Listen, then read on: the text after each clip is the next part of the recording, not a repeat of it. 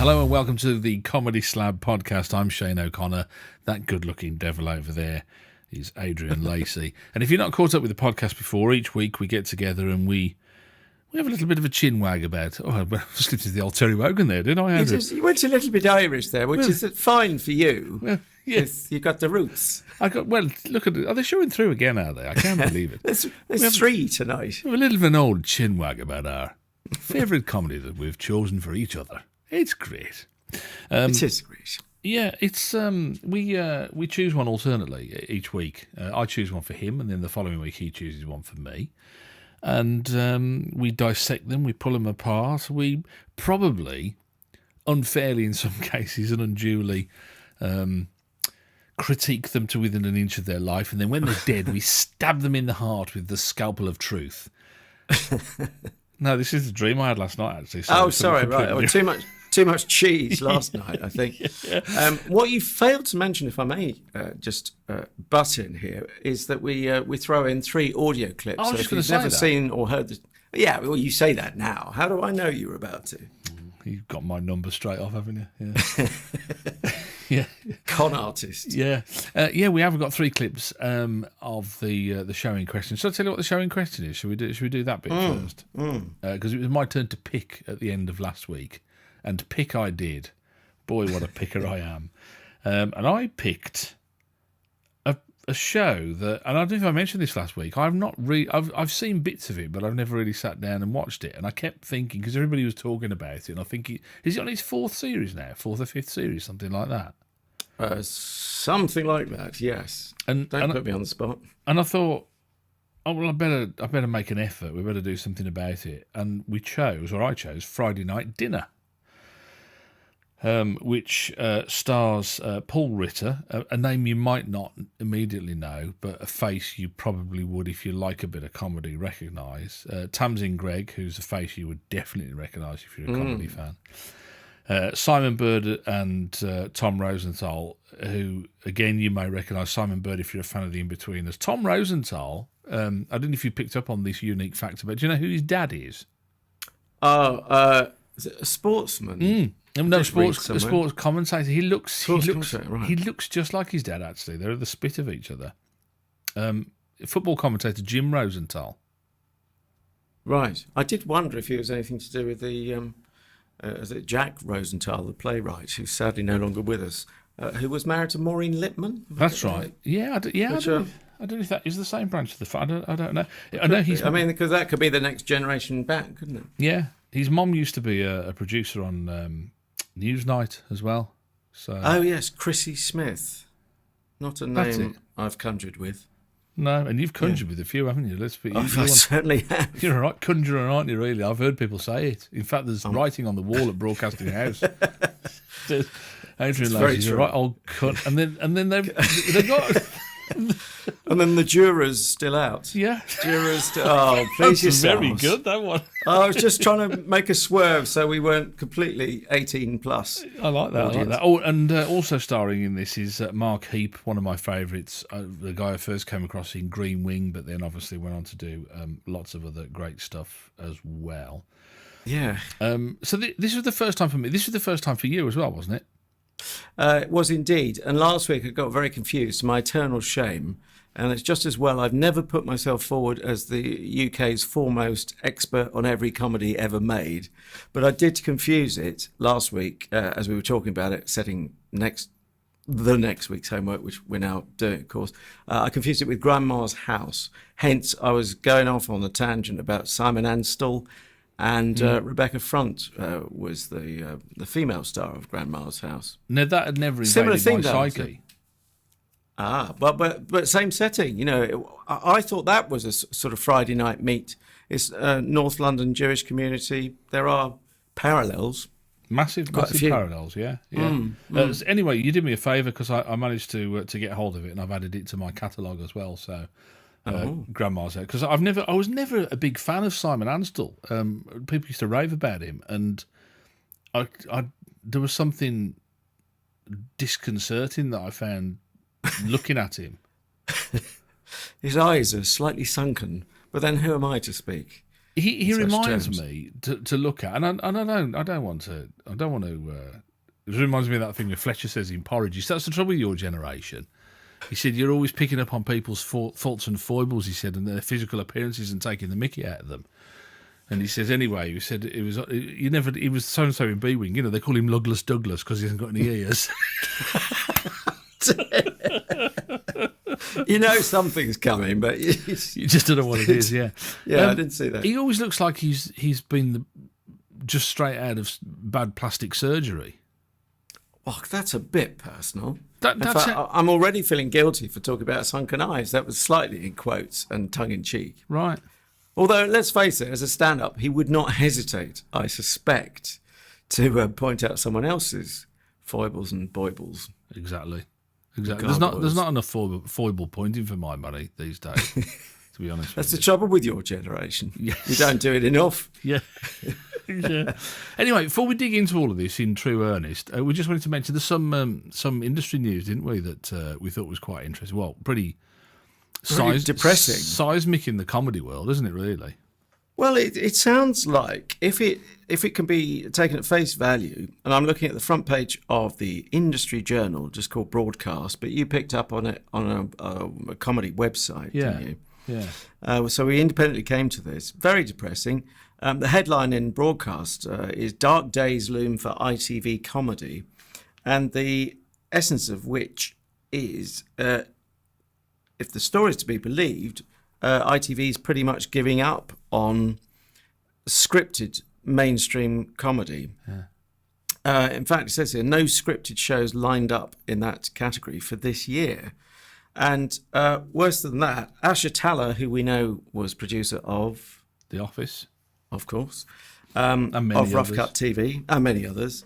The pull-out quote here is, "It's a dark day when a channel gives up on trying to make people laugh. ITV risks missing out on a legacy of channel-defining shows." So it sounds a bit like shooting yourself in the foot. Worse still, I'm trying to find the real killer line, which I think should have been pulled out because it's actually more depressing than that. Where's it gone? Words to the effect, I'll have one more try to find it. Oh, lummy. See, me and my lack of highlighter pen. Just paraphrase it. Yes, I will paraphrase it or paraphrase it. No, paraphrase it. Pieces of eight. Yeah, people are expected to get their laughs from Coronation Street, for goodness sakes. They said that. Yeah, that's the replacement, as it were, which it isn't. To me, it was double bad news because like they're not doing any more scripted comedy, and they're still going to carry on with Celebrity Juice and the ilk. And you kind of think, if that's what passes for comedy these days, then it's a very sad state of affairs. Apparently, he was seen wandering around the building. Who's the guy that delivered this news? That he's Kevin Lygo, director of television. Yeah, Kevin Lygo apparently has been seen wandering around the building saying, "This is not a place of entertainment." Pull yourself together. Come on, that's an old BBC quote from yesteryear. I know. Can I just say, Kevin Lygo, actually, here's the interesting I missed the irony there. Yes. Kevin Lygo is on the board of Big Talk Productions, who made Friday Night Dinner. Oh, that brings us back neatly, doesn't it? Well crafted. No, it isn't. It's just that I remember the name. That's all. I thought he was Irish, but then I'm confusing him with Kevin Sligo. I was confusing him with a criminal, and that's Kevin Lilo. It's full of air. So hang on a second. This guy, this really, and we'll talk about this more if you've got the time. But this guy is on the board of directors of Big Talk Productions, making Friday Night Dinner for Channel 4, but telling everybody his own channel isn't going to do scripted comedy. How does that work in the real world? Well, I don't think it does. However, we should say, well, I'm going to do this. You'll hate me for being so BBC imbalanced. But according to an ITV spokeswoman, the door is not closed. But, you can mull over these words. And Kevin keeps getting back in. Slab. Yeah, exactly. Comedies on the main channel need to leave the door slightly ajar. Comedies on the main channel, she says, so speaking on behalf of ITV, obviously, they need to have broad appeal and attract wide audiences. These are hard to find. Well, if you find making TV hard, go and, I don't know, make matchsticks or something easier. It's Yeah. when you see an announcement on the station saying that your next train has been cancelled due to operational difficulties. You think, well, just go into another industry if you find it difficult to operate a railway. Yeah.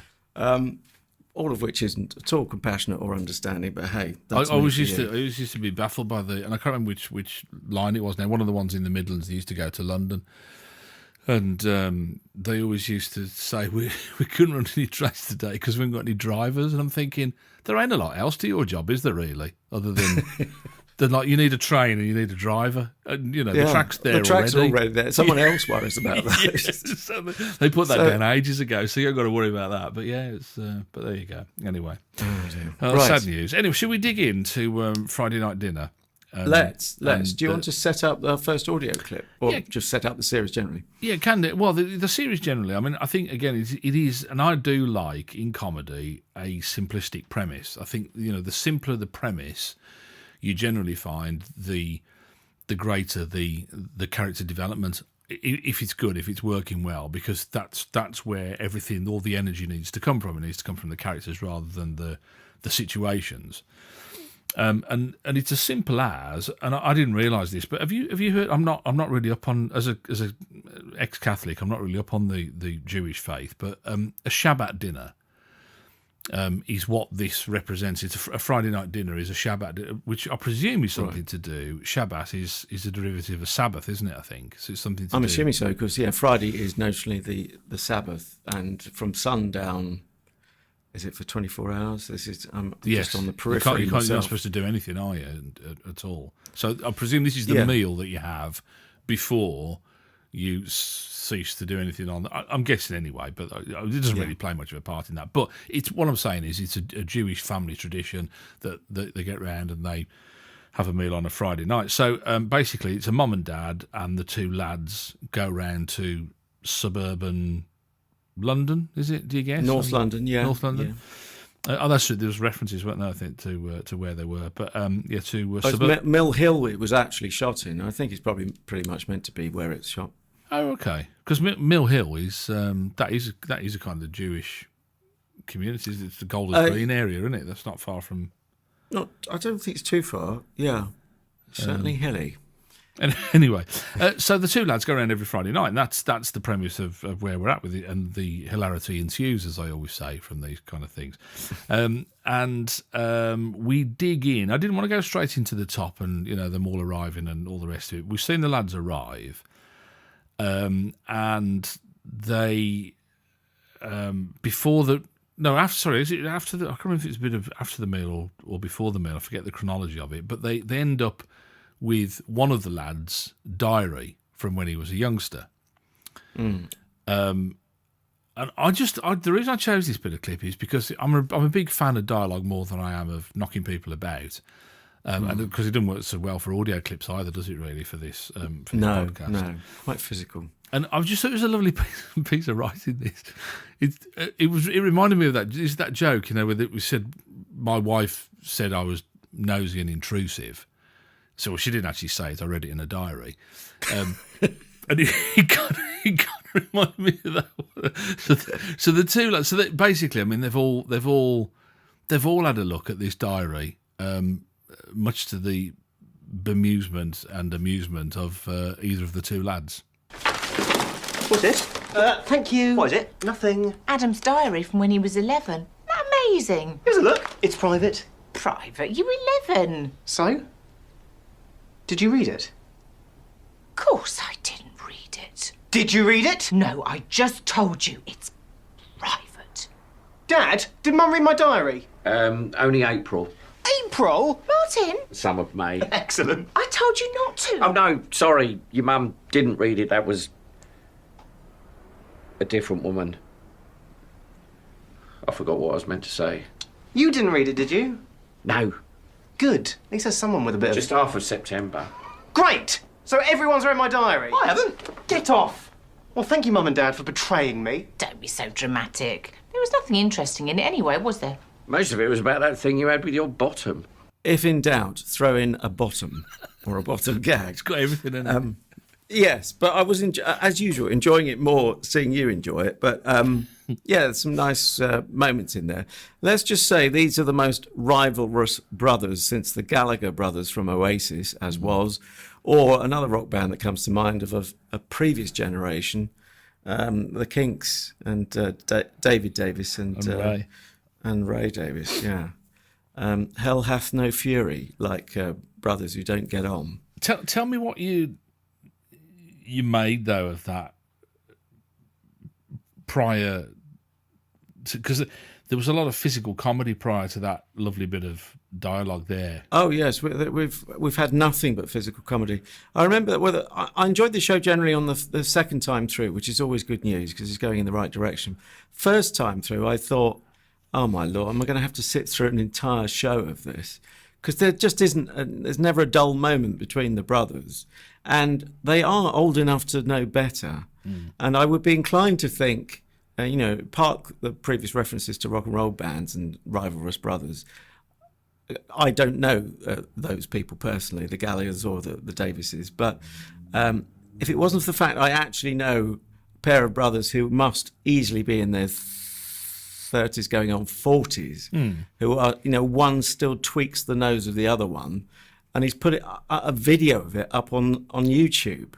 So it goes to, effectively, it's available to the world, this rivalrous relationship. So notwithstanding the fact I found it a little bit cloying, I do know that it is a thing, isn't it? Well, it's weird. What you said are exactly the same feelings that I had. It's like you're thinking, well, how old are these lads? They're supposed to know better. They're supposed to behave better. How unrealistic. But now you've said that, I'm thinking, well, maybe it isn't that unrealistic then. You've got a brother, haven't you? Yeah, there's 7 years between me and my brother, though, so we never kind of really had much of a relationship at all. Because I was always at the wrong age. And he was always at the wrong age. We never 7 years. It's you never get on kind of thing. It's not you never get on, but you're never that close really in a way. No. But yeah, I mean, it was like pushing each other and shoving. It was like real juvenile behaviour, which I found really irritating. I'll be honest with you. I mean, I'm not. I think a couple of slabs ago, I was saying about how I'm not a big fan of farce. Yeah. It is pretty much farce, or if it's not farce, I mean, where is the line? But it's mightily close to farce, isn't it? The whole show. Yeah, I think that's how the writer describes it. I think. Right. No, I could. Yeah, I tried to find the genre categorization and then managed to get distracted. See, I'm trying to see if I can see what IMDb categorise it. It's always a good one, yeah. Robert Popper is the writer, by the way, who, it must be said, has got, and you would recognise him again. I would recognise his face. I wouldn't know his face and his name, but I would know. I've seen him in things before. But he's been the script editor on Staff, Peep Show, In-Betweeners, The IT Crowd. I think, do you remember that Look Around You, the pseudo pretend science program? He wrote that. Yeah. Yes, which never made me fall about laughing. It's sort of Tomorrow's World send-up, wasn't it? But it made me smile. But certainly Peep Show, if anyone's got anything to do with Peep Show, immediately I think, right, okay, that's, I was going to say the gold standard, but if you know your history, the gold standard is when it went wrong with the British economy. I take that image too seriously. But anyway, it's a high standard, a high bar.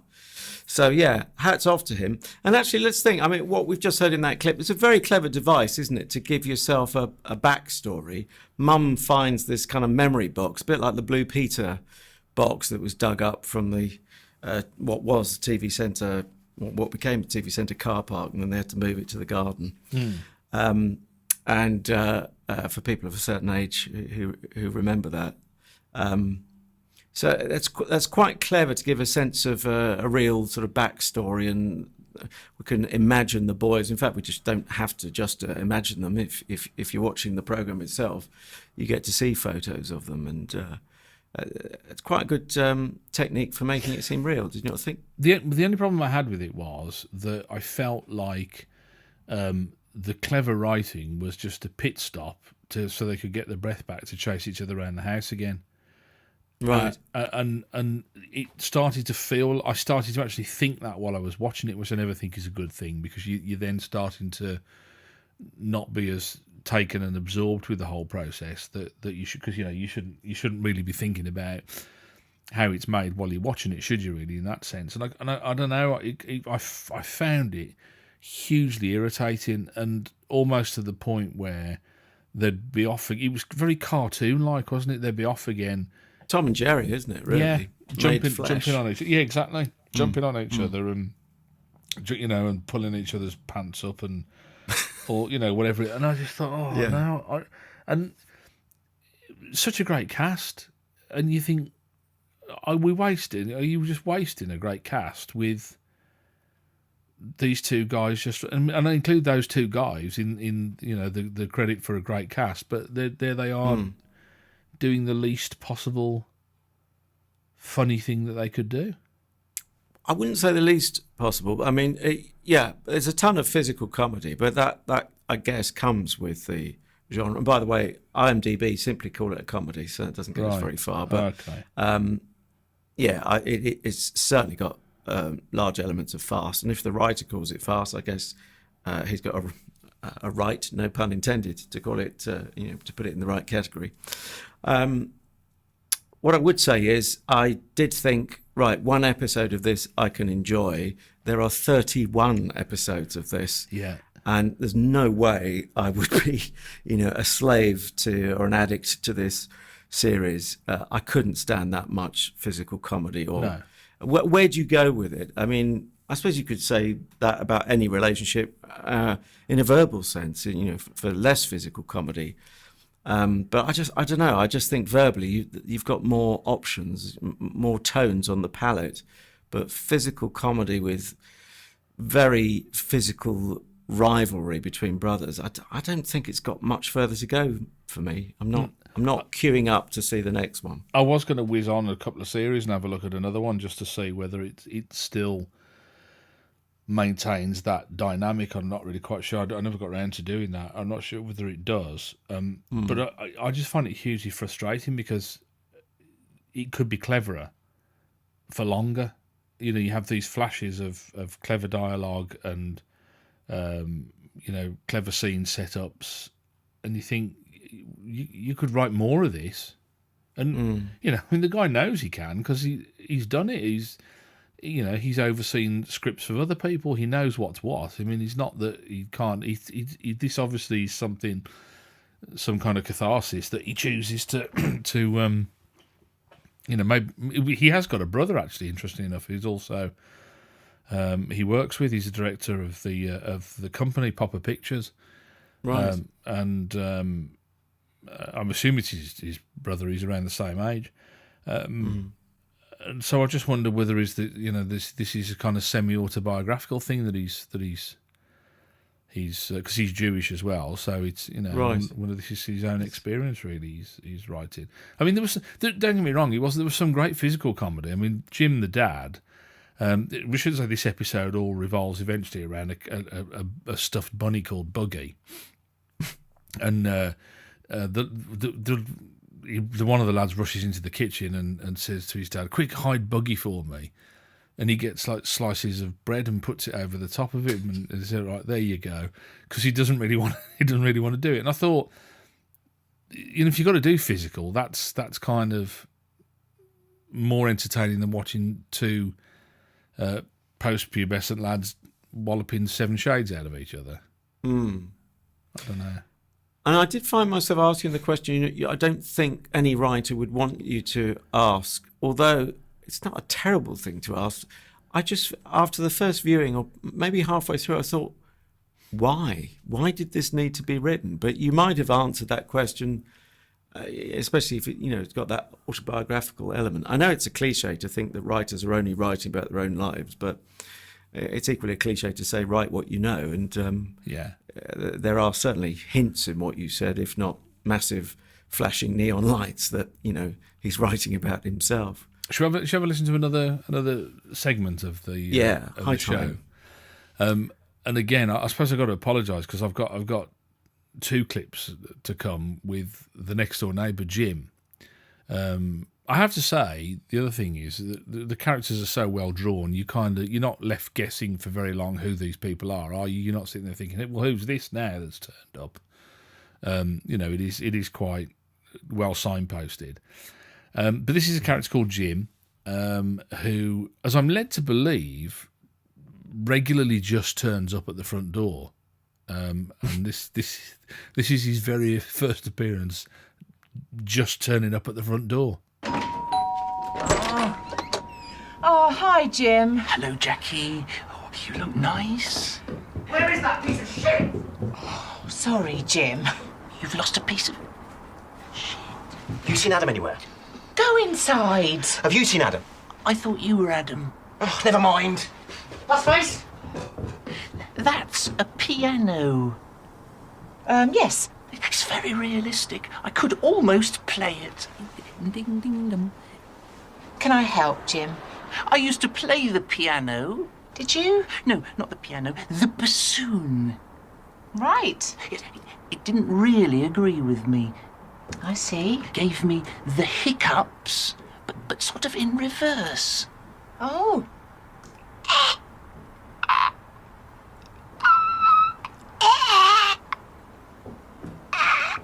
Okay.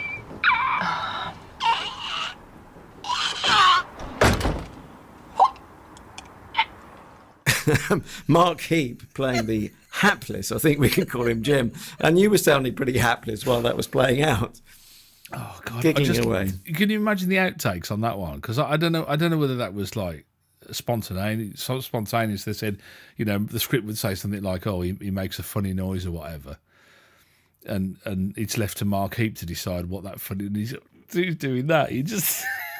It's a very convincing funny noise. It sounds like it's had some research going into it.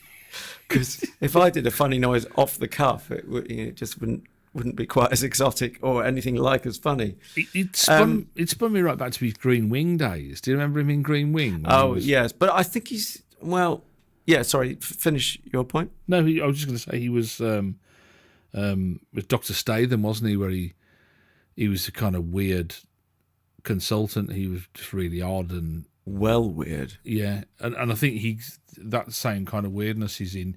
I almost got the impression that Robert Popper said to him, can you bring that character into the neighbour Jim? Sorry, what were you going to say? Well, I just thought that actually Tamsin Gregg was in Green Wing as well, wasn't she? That's right, yeah. By the by. But I was going to say, I thought Mark Heap's been trying to live that down ever since, and that's 15 years ago, easily. And then I wonder if I've heard him do less odd straight role.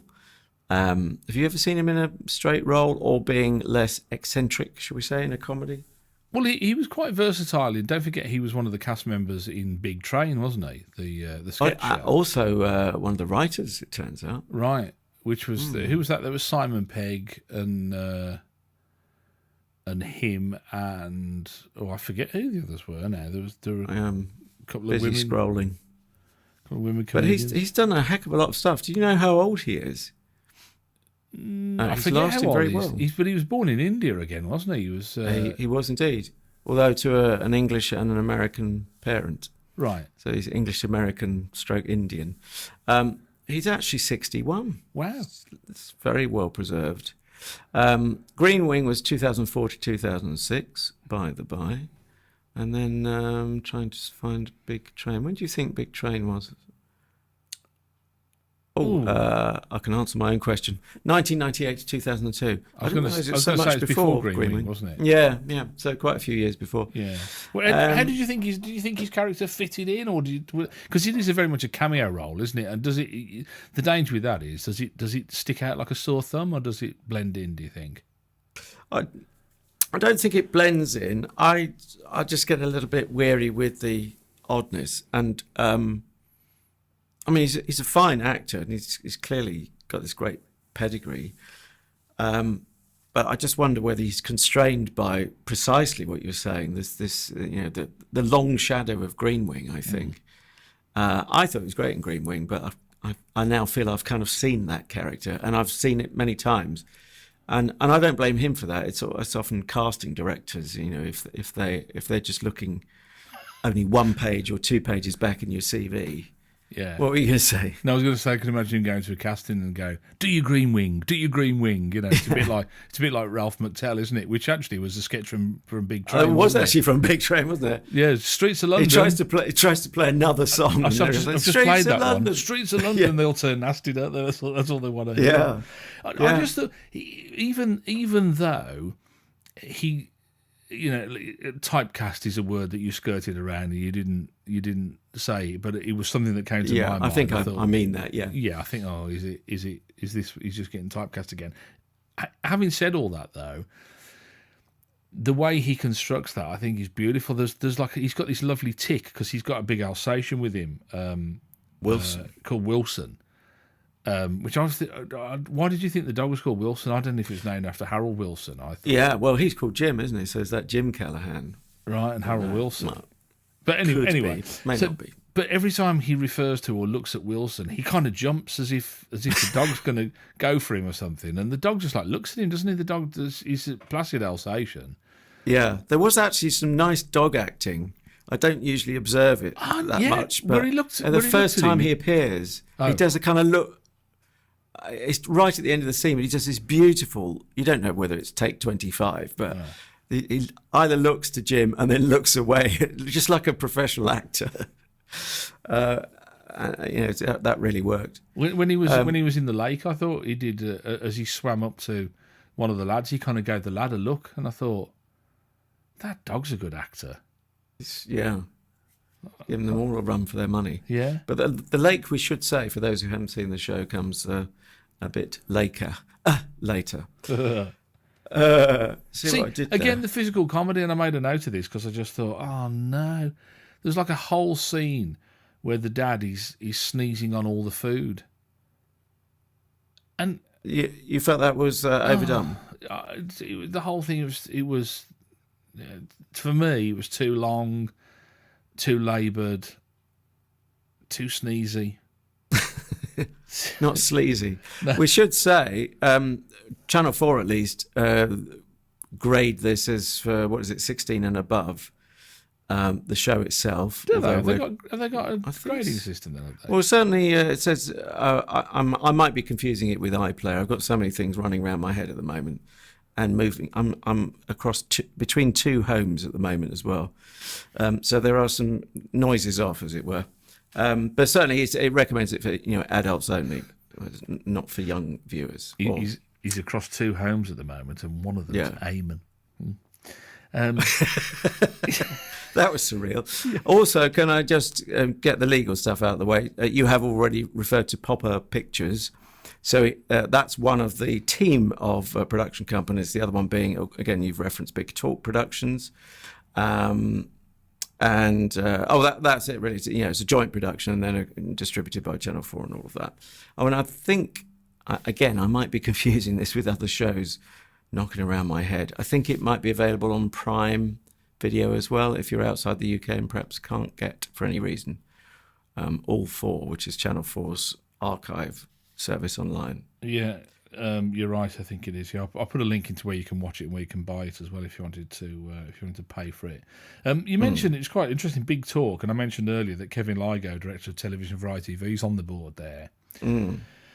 So's Helen Jackson, who was, I think she's left now, BBC Worldwide content chief. Right. And BBC Worldwide are a director of that company as well.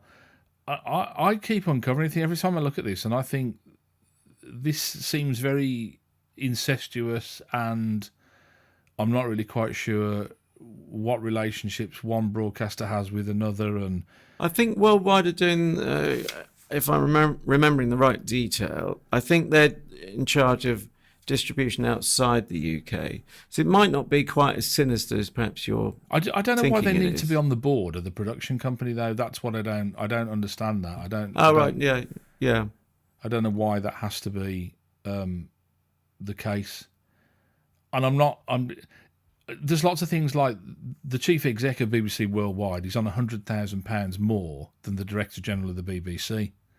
There's lots of things that make me feel, and I think the MPs in this country need to investigate BBC Worldwide, and this is going to get even murkier now because BritBox has been launched this week, hasn't it? Or they said they're going to talk.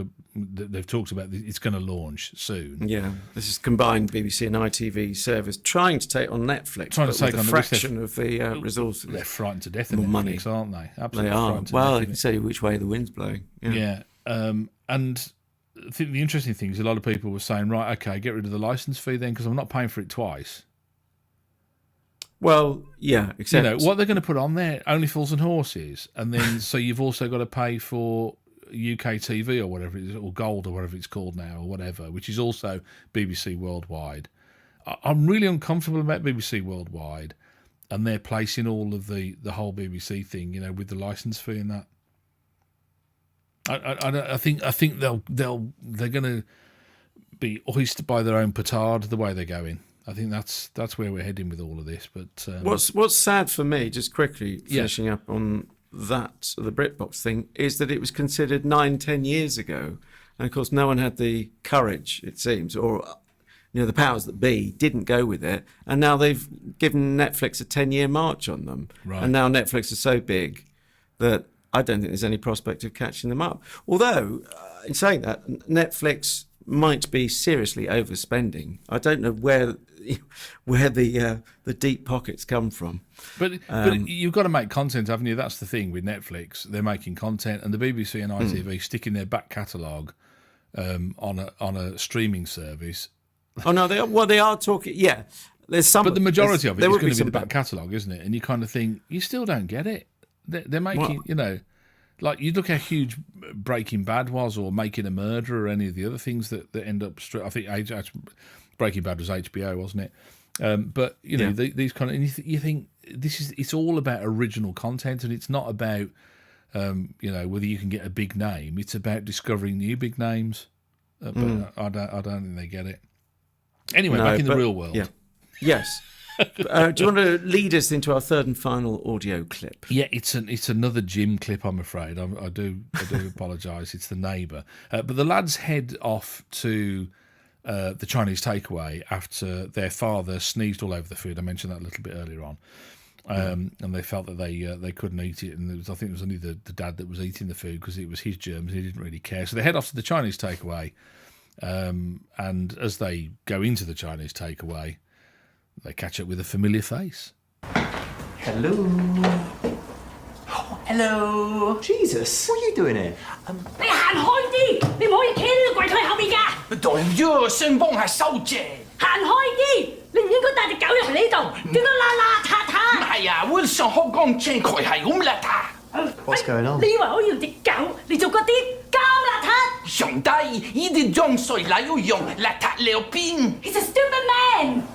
哎呀！ Okay, very quickly. Do you work here? If so, were you just fired? And the big one, really, were you speaking Chinese? No. Yes. Really? Where did you learn Chinese? Japan. No, Wilson and I just came in for a bit of crispy duck when he did a little, well, a very big something behind there. And to add the visuals, in case you didn't hear the rustling of the bag, he's holding up a doggy poop bag of a blue nature, and we can see at least there are some solids, shall we say, in there. So quite a scatological show, all in all, isn't it? I guess that very often goes with physical comedy, but it doesn't have to. Yeah, I enjoyed the Chinese banter. It's more than banter, and I did find myself thinking, all right, how has Mark Heap learned that? As he's written it all down phonetically. This is how you start to think if you work on too many comedy slabs and dissect too many comedies. Yeah. But it was impressive. I think there was a slight fluff at one point on Mark Heap's part, but because I don't speak Chinese, hard to be sure. You're taking the mickey or what? Well, you'll have to decide. I and think the I listener think will what it decide. was, he was speaking with the Cantonese dialect. That's Well, I thought they were going to say, was it Mandarin or Cantonese? But you see, Adam didn't seem to get into that level of granular detail. I have to say, though, if you caught your neighbour behind the counter in the local Chinese takeaway with his dog having a row in Chinese, those are probably the questions that you would ask, aren't they, don't you think? Well, you would think, have I accidentally taken some strong hallucinogens? Yeah. Now, again, well, anything's possible in farce, isn't it? Yeah. But I did find, again, I was kind of reverse engineering because I'm, slaving away over my own comedy writing at a glacial pace. I think the writer will have started from what's the most unlikely situation I can put Mark Heap in, or the Mark Heap character, Jim, and, Chinese takeaway, dog, crispy duck. Oh, and he speaks Chinese. Yeah. Yeah. I mean, again, I chose those because a large proportion of the show hadn't got enough dialogue for it to make sense to listen to, because there's a lot of slapping and hitting and chasing up and down stairs and all that kind of stuff. So I was almost kind of getting to the point where the Jim character coming in to a scene was a relief in a way. Yeah. Because you think, well, at least you're going to get some dialogue, and it's going to be a different kind of funny.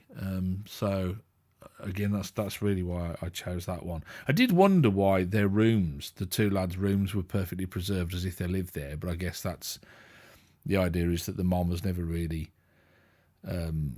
She's a Yiddish mama, isn't she? Yeah, she hasn't let go. Yeah, she's never really kind of come to terms with the fact that they have actually left home, and although you would assume they've left home a good number of years, wouldn't you? But I see the other thing as well. Surprising. Yeah, sorry, after you. When the dad was sneezing, they said "bless you" instead of "gesundheit."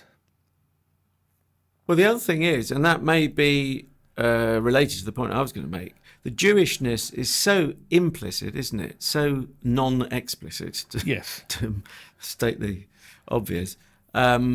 It's all there, but it's only there if you know what you're looking for. And I wondered whether that's the demands of mainstream comedy. I don't feel it's anti-Semitism, although that's obviously a big issue at the moment in political circles. But I wonder, are we so squeamish that, someone can't actually profess their own religion as part of a comedy, and that doesn't become a problem? I think the difference to me with the whole Jewish thing is that I always, and maybe this is because I'm on the outside looking in, but I always think that being Jewish is more than just the religion. It's cultural as well. Obviously, it's a way of life. Catholicism is a religion, and there are maybe certain things possibly that it might impact on your life, but it's almost like a compartmentalized part of your life, but it's a religion. Whereas Judaism, I think, is an all-encompassing way of life, a way of living, and it's cultural, as you say, as well as religious. So, can I just say, on a different note, a systemic problem, if I may call it that, for the whole series is that Tamsin Gregg looks so wonderfully well preserved herself. Never mind Mark Heap. She's obviously much younger than him. I just couldn't believe her being the mother to these boys. She looked so flawless, even close up. And it reminded me of an advert. I never saw the show, but do you remember? Well, you might not have seen the advert either, because you don't go on the Underground an awful lot, or certainly not in London. It was on the Underground, a show called Cougar Woman, played by Courtney Cox. But there she is, airbrushed to within an inch of her life, looking for all the world not a day over 25. And the whole premise of the show is she's an older woman. Right. And you think, well, blimey, she must be going out with a 13-year-old, which brings its own questions. Yeah. It's just so ridiculous that a woman's not allowed to age at all. Do you think they were mismatched? Do you think because Paul Ritter is quite he's got quite a lived-in sort of face, hasn't he? I suppose, really. But Well, that was believable, wasn't it? That he looks like from the next generation up. But Tamsin looked like she could be a sister to the boys rather than the mother. I didn't get that, but Okay. I'll go with it if you. I would have said the one thing I did with the hair different. I didn't recognise her. You know, I was kind of thinking, oh, who's that? Oh yeah, of course it is. It's Tamsin. Tamsin. She Gregg. did look quite different, yeah, definitely. Yeah. But man, she's a great actress, and she's done some serious stuff, Shakespeare stuff, all sorts, and she's had a very successful career over a good few years. Anyway, you can't put it off any longer. Time to get your points No. out. Yeah, oh, as it were. Oh, mate. Shall I get my keyboard out? Yes. People might not have got the where the keyboard was on Tamsin Gregg in the earlier clip. Yeah. But let's just say it's across her lady bumps. It was a T-shirt, wasn't it, with the keyboard on it? Yeah. I Yes. forgot to mention that. Yeah. That had to go somewhere, didn't it? Because the moment I saw it, I thought this has to be a plot point or something. It's just too prominent. Pardon the phrase. Talking about thinking about it before it happened, I have to say, long before the end, I knew how it was going to end. Did you? We're not going Yeah. to spoil it, obviously. No, I wouldn't. I did. It's a really pretty big spoiler, that is. So I wouldn't say, but I knew how the end was going to be. Right. Probably about from 10 minutes in. Yeah. I wasn't thinking that way, but I did wonder. I asked myself the question, and I will answer your question about star rating in a sec. But I wondered what would happen if you took all the sneezing out of it. Would the whole thing collapse? And I mean, the immediate plot point at the end, which we won't divulge, would have to happen in another way, but it could happen in another way. Anyway, that's a digression. I'm going to give it 3 stars out of 5. Okay. I don't feel like being so mean as to give it 2.5. I think there's so much craft in it, but neither can I give it 3.5, which is my usual code for, oh yes, I'd watch another one of these. It's just not quite there for me. It's just not my cup of tea. I like what you did there with the psychology. So it's like, I'll give it 3. I won't be as mean as to give it 2.5. Well, I bloody well will. I thought you might. I'm going to give it 2, and I think I'm being generous. I did teeter around the 2s, but it's got such a great cast. Yeah.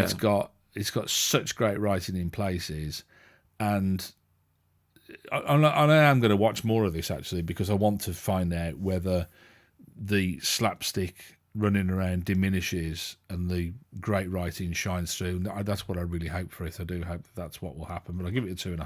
5.5 out of 10 for Friday night dinner. So it's time for you to pull one out the hat, old boy.